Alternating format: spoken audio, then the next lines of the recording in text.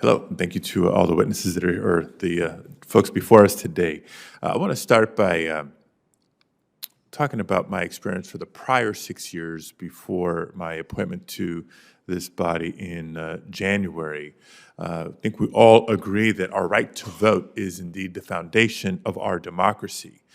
Prior to joining the Senate, I served as California's Secretary of State and helped oversee the 2020 election.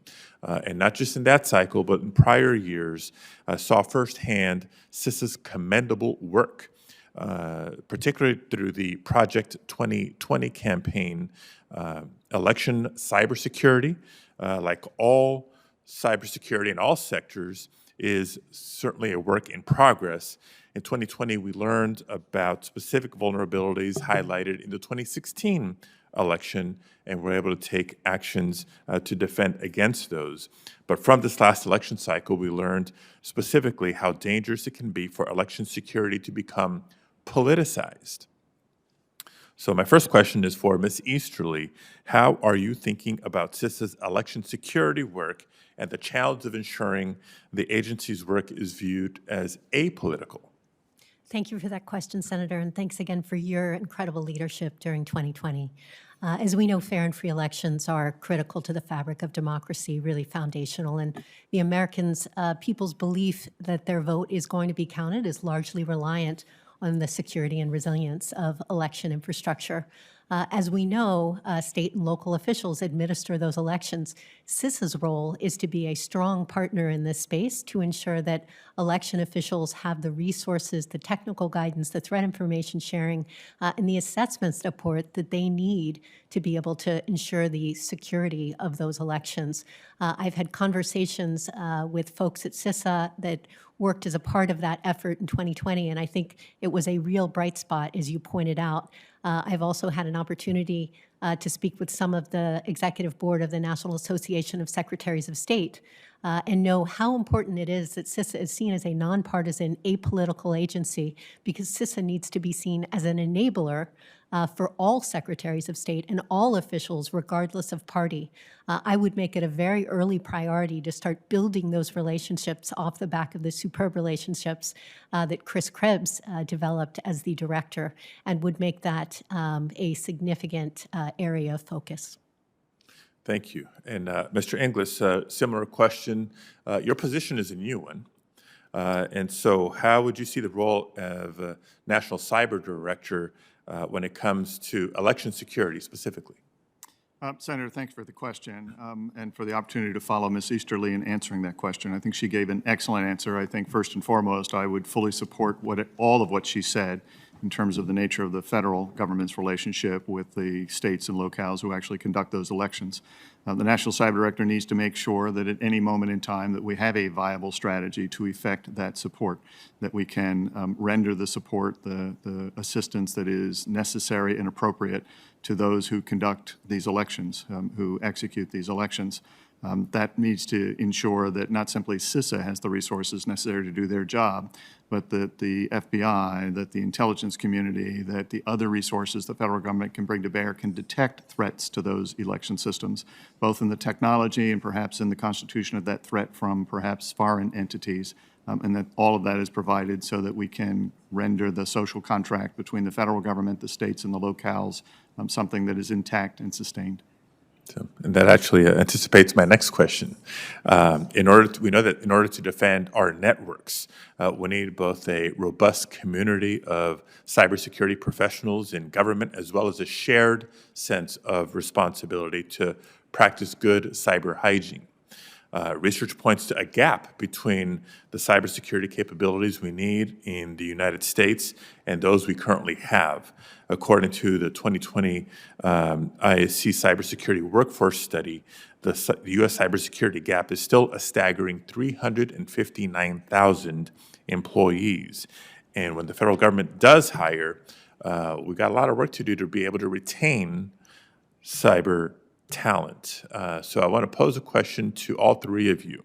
And the question is this: what has been your experience in recruiting talent, and how do you plan to recruit and retain cybersecurity professionals? We'll start with Ms. Easterly, then Mr. Inglis, and then Ms. Carnahan. Thanks, Senator. Very important question and a real passion of mine. As you point out, the cyber workforce is lacking in a significant number of personnel, both within the federal government as well as within society writ large. The approach that I would take is very similar to what I've been doing over the past 4.5 years, building a team virtually from scratch to help defend Morgan Stanley in this very complex cyber threat environment. A couple key pieces that I think we need to recognize. First, culture is foundationally important.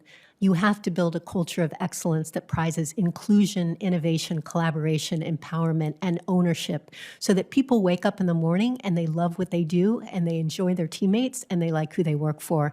That is how you attract the best talent and retain the best talent. Second, you need a talent ecosystem that treats a job not as a one-off, but as part of a career development strategy. So you look at recruiting, all the way to training, certification, promotion, retention, all of those things together as part of the ecosystem. And finally, creative approaches, all different approaches to be able to tap into highly diverse pipelines of talent. I think those are the 3 tenets that I would leverage if I am confirmed. Thank you. Mr. Inglis? Sorry, I would only add to Ms. Easterly's very thoughtful answer, and I think comprehensive answer, that we have found that the pipelines aren't generating enough, either in the diversity or in the literal numbers. We need to actually work those pipelines. We need to start as early as possible, K through 12, in creating awareness on the part of those up-and-coming students about what the possibilities are to take on very viable careers.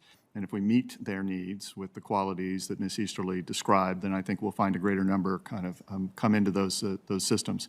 I think we also need to revisit what the fundamental qualifications are to take one of these jobs. Not all of them require a Bachelor of Science in Computer Science. Many of them simply need good critical thinkers, people who've got a good work ethic, and we need to open the doors for them to make their way into these jobs such that they can make an immediate and positive difference. And finally, we need to have some flexibility such that if you're hired into a job in one place, that you're a candidate to take a job in any number of other places, and you see yourself as part of a larger community, an ecosystem where you can flow back and forth, and everyone benefits from the diversity of experience that we then accrue. And Ms. Carnahan? Yeah, thank you for that question, Senator. I worked actually on a tech team inside the government, and it was fascinating to watch how they were able to recruit talent. I think that there are ways we can do this just by being smarter.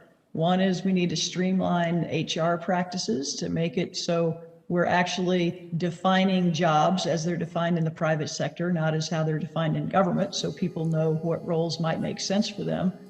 Number 2, we need to make use of remote work. That's a thing that is attractive to lots of people in the technology industry, not to have to pick up and move to another city or to move to Washington in order to do the important work. Number 3, if we promote this as tours of duty in government so that they can get good experience and serve their country. It turns out that folks in technology and cybersecurity are patriotic and want to figure out ways to serve their government as well. So we should give them that opportunity. And then finally, I think the way you recruit is you talk about the impact.